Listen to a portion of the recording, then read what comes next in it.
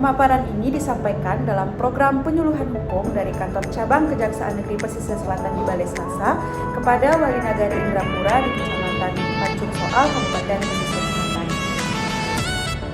Selamat siang Bapak dan Ibu Wali Nagari semuanya. Selamat siang. Ya, perkenalkan Bapak dan Ibu, saya Yolanda Putri, jaksa fungsional dari Kantor Cabang Kejaksaan Negeri Pesisir Selatan. Nah, pada kesempatan kali ini saya ingin memberikan sedikit pengetahuan kepada Bapak dan Ibu sekalian mengenai restoratif justice. Mungkin Bapak dan Ibu sekalian itu sudah sering mendengar tentang restoratif justice, atau kadang banyak orang yang menyingkat-singkat atau menyebut dengan RJ seperti itu ya Ibu dan Bapak sekalian ya.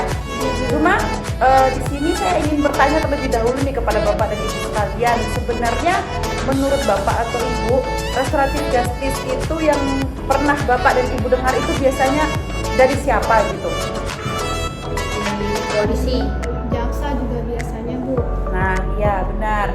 Jadi Bapak dan Ibu sekalian, restoratif justice itu adalah bentuk penyelesaian perkara tindak pidana atau kejahatan pidana di luar pengadilan dengan cara mempertemukan antara pelaku, korban, keluarga pelaku atau keluarga korban, dan pihak-pihak terkait lainnya untuk mencari penyelesaian bersama secara adil dengan metode untuk mengembalikan kepada keadaan yang semula tanpa adanya penjelasan. Artinya di sini bahwa dengan adanya restoratif justice diharapkan tindak pidana ini seakan-akan tidak pernah terjadi antara pelaku dengan korban.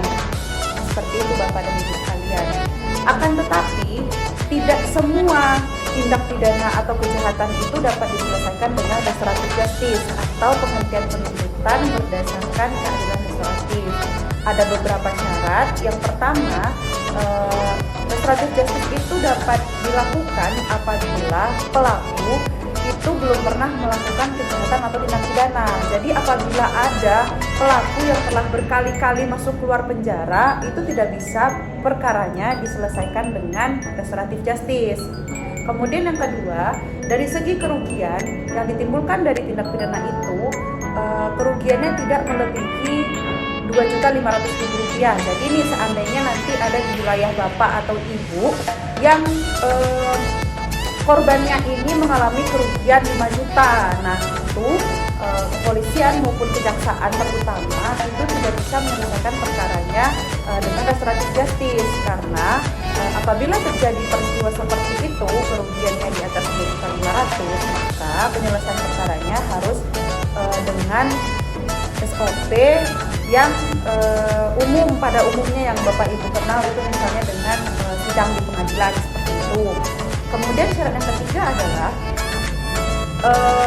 tindak pidana yang dilakukan oleh pelaku atau kejahatan yang dilakukan oleh pelaku itu ancaman pidananya di bawah 5 tahun Bapak Ibu. Jadi misalnya ada tindak pidana seperti pembunuhan, itu kan ancaman pidananya 15 tahun atau maksimal 20 tahun. Nah, apabila terjadi tindak pidana pembunuhan, maka kejaksaan tidak bisa menyelesaikan perkaranya melalui restoratif justice. Seperti itu Bapak Ibu. Nah, restoratif justice ini merupakan suatu gebrakan baru ya Bapak Ibu yang dikeluarkan oleh Jaksa Agung Republik Indonesia Bapak ST Burhanuddin ketika beliau berpendapat bahwa sebagai manusia, jaksa itu manusia ya Ibu Bapak ya. Nah, sebagai manusia itu kita diberikan berkat oleh Tuhan dari lahir yang kita bawa sampai dewasa, yaitu hati nurani. Nah, beliau berpendapat bahwa apakah tidak bisa pemidanaan ini menggunakan hati nurani kita sebagai manusia. Nah, setelah beliau berpikir seperti itu, akhirnya beliau melahirkan satu konsep. Nah, konsep itulah yang kita sebut dengan restoratif justice. Pelaksanaan restoratif justice itu sendiri dilaksanakan setelah dikeluarkannya Peraturan Jaksa Agung Nomor 15 Tahun 2020 tentang penghentian penuntutan berdasarkan keadaan restoratif. Berdasarkan peraturan Jaksa Agung tersebutlah Bapak Ibu sekalian, kami dari kejaksaan bisa menerapkan penghentian penuntutan berdasarkan keadaan restoratif ini. Nah, kemudian Bapak Ibu sekalian, seperti yang saya jelaskan tadi, tidak semua tindak pidana itu dapat diselesaikan dengan restoratif justice. Ada beberapa tindak pidana yang memang penyelesaiannya harus diselesaikan melalui sidang di pengadilan. Contohnya itu yang pertama adalah tindak pidana terhadap keamanan negara. Di sini bisa dalam bentuk penggulingan kekuasaan pemerintah, seperti menggulingkan presiden saat ini ya Bapak Joko Widodo, kemudian dilakukan penggulingan terhadap kekuasaan pemerintahannya. Nah, itu tidak bisa diselesaikan dengan restoratif justice. Kemudian yang kedua, tindak pidana narkotika. Di wilayah Bapak Ibu, jika seandainya ada nih, biasanya narkotika itu kan banyak dilakukan oleh pemuda-pemuda. Nah, apabila seandainya tertangkap tangan melakukan tindak pidana narkotika, maka kami dari kejaksaan tidak bisa untuk menyelesaikannya melalui restoratif justice. Kemudian yang ketiga adalah tindak pidana lingkungan hidup, dan yang keempat tindak pidana yang dilakukan oleh perusahaan-perusahaan. Jadi seandainya Bapak atau Ibu sekalian mempunyai kenalan yang memiliki perusahaan, kemudian dia melakukan tindak pidana, Ibu Bapak tidak bisa menyarankan, wah ini kejaksaan dia punya program restoratif justice. Nah, itu kami tidak bisa membantu ya Bapak Ibu sekalian.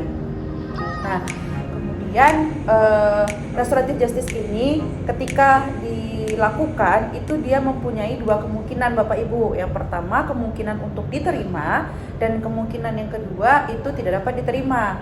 Apabila kemungkinan pertama terjadi, yaitu restoratif justice ini diterima, maka perkaranya dapat kita hentikan. Sedangkan apabila proses restoratif justice ini tidak bisa diterima oleh kedua belah pihak, maka dengan berat hati perkara ini harus kita lanjutkan ke pengadilan. Nah, kemudian Bapak Ibu sekalian, restoratif justice ini juga harus disepakati oleh korban dan pelaku dalam bentuk korban ini memaafkan pelaku, dan pelaku telah memberikan semacam ganti kerugian kepada si korban. Jadi apabila tidak ada kesepakatan antara korban dengan pelaku, maka restoratif justice ini tidak bisa kita laksanakan seperti itu Bapak Ibu. Nah, kita sendiri dari kantor cabang Kejaksaan Negeri Pesisir Selatan itu pernah melakukan restoratif justice, di mana restoratif justice yang kita lakukan ini alhamdulillah mencapai keberhasilan Bapak Ibu. Jadi akhirnya perkara tersebut tidak jadi kami limpahkan ke pengadilan, dan korban serta pelaku saling memaafkan satu sama lain. Nah, dari pemaparan yang saya sampaikan pada hari ini, saya ingin memberikan sedikit kesimpulan kepada Bapak dan Ibu bahwasanya kejaksaan sebagai lembaga pemerintahan yang menjalankan kekuasaan negara di bidang penuntutan itu harus melakukan penuntutan dengan memperhatikan keadilan kemanfaatan hukum, sehingga bentuk pemidanaan berupa pidana penjara atau pidana denda itu tidak selamanya harus diterapkan, sehingga diharapkan dengan adanya restoratif justice ini dapat menciptakan masyarakat yang adil, masyarakat yang makmur, aman, damai, dan hidup dalam